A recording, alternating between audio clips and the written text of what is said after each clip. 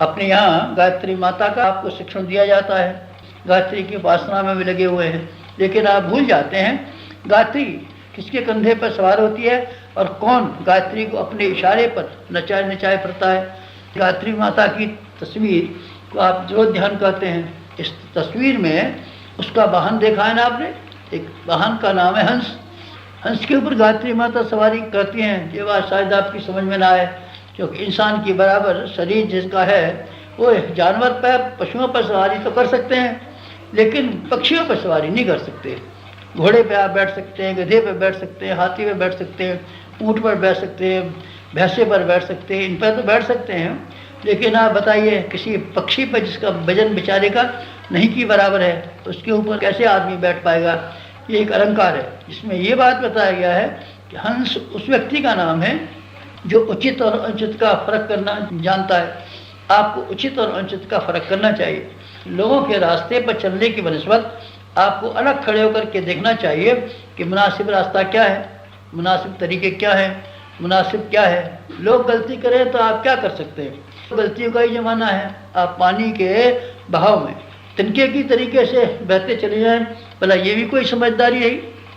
आप हवा में उड़ते हुए पत्तों की तरीके से उड़ते हुए चले जाएं, भला ये भी कोई समझदारी हुई। आपको वजनदार होना चाहिए। आपको अपनी ज़िंदगी के बारे में फैसले स्वयं करने चाहिए। अपने रास्ते का चुनाव करने वाले में आपकी हिम्मत आपकी सहायक होनी चाहिए। ईमान और भगवान दो चीज़ें ऐसी हैं जिनकी सहायता से आप बड़े से बड़े फैसले कर सकते हैं। दुनिया में तो आमतौर से गलत काम होते हैं। लोग तो सिर्फ अपने आप को शरीर समझते हैं और शरीर की खुशहाली के लिए जो भी बुरे से बुरा काम हो सकता है सब करते। लोग तो ऐसे बेअकल हैं कि लोगों को आज का फ़ायदा दिखाई पड़ता है, कल का नुकसान कहाँ दिखाई पड़ता है। जितनी भी सामाजिक कुरीतियाँ हैं इसमें क्या बात है, आप ज़रा बताइए। आज का फ़ायदा कल का नुकसान, आप भी ये करेंगे ना। लोगों के रास्ते से हटिए, लोगों के रास्ते से हट करके अलग खड़े होकर के नए ढंग से विचार करना शुरू कीजिए कि क्या मुनासिब और क्या मुनासिब नहीं है।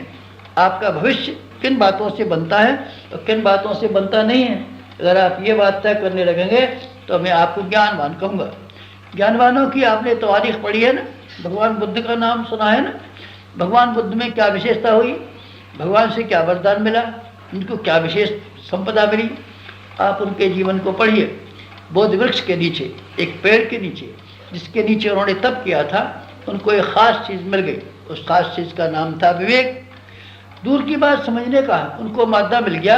उन्होंने कहा सारी दुनिया से प्रभावित होना नहीं है, हमको दूसरों को प्रभावित करना है।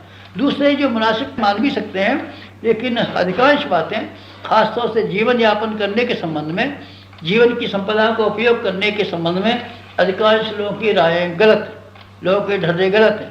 उन्होंने अपने आप को भगवान बुद्ध ने अलग से खड़ा करके शुरू किया और जमाने की ओर से आंखें बंद कर लीं और फिर स्वयं अपने भीतर देखा और अपनी जिम्मेदारियों को देखा, अपने भविष्य को देखा, अपने कर्तव्यों को देखा और उन्होंने वो फैसले किए जिसके आधार पर एक सामान्य राजकुमार भगवान का अवतार कहलाने में समर्थ हुआ। उस जमाने में क्या होता था उन्होंने ज़रा भी विचार नहीं किया। उन्होंने ये कहा कि मुनासिब क्या है, जो मुनासिब था वही लोगों से कहा। यज्ञों में हिंसा होती है ना, हम हिंसा नहीं करेंगे। यज्ञ की बात वेदों में लिखी है, तब भगवान बुद्ध वेदों के बारे में जानकार नहीं थे, तो उन्होंने कहा वेद में ऐसा लिखा है तो वेद को आपको नहीं मानना चाहिए। फिर लोगों ने कहा वेद तो भगवान बनाए हैं, तो उन्होंने ये कहा अगर भगवान ने ऐसे वेद बनाए हैं जिसमें कि नैतिक सिद्धांतों का परिपालन नहीं हुआ है, तो फिर ऐसे भगवान को मानने की आवश्यकता क्या है। फिर उन्होंने भगवान के मानने से इनकार कर दिया।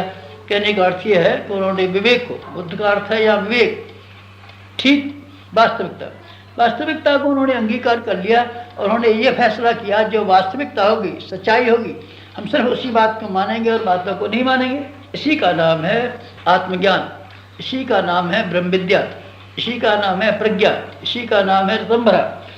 मैं आपसे यही निवेदन कर रहा था, गायत्री की महत्ता आपने जानी है, आप उसका वाहन बनना शुरू कीजिए।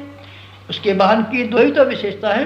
एक तो यह है कि नीर और खेत को अलग कर देता है, पानी और दूध को अलग कर देता है। इस दुनिया में जो कुछ भी मिला हुआ है घपला है, सब गुड़ गोबर मिला हुआ है। कहीं सच्चाई की झलक दिखाई पड़ती है और उसी के साथ में झूठाइयत बेईमानी का कितना गहरा पुट दिखाई पड़ता है। आप अलग किस तरीके से करेंगे, आपकी विवेकशीलता के माध्यम से संभव है कि आप दोनों को अलग कर दें। राजहंस के बारे में ये बताया गया है कि वो या हंसा मोती चले या लंघन मर जाए। लंघन मरना ठीक है, अगर आप ईमानदारी से नहीं कमा सकते, मुनासिब ज़िंदगी नहीं जी सकते, तो ऐसी ज़िंदगी जीने से क्या फ़ायदा।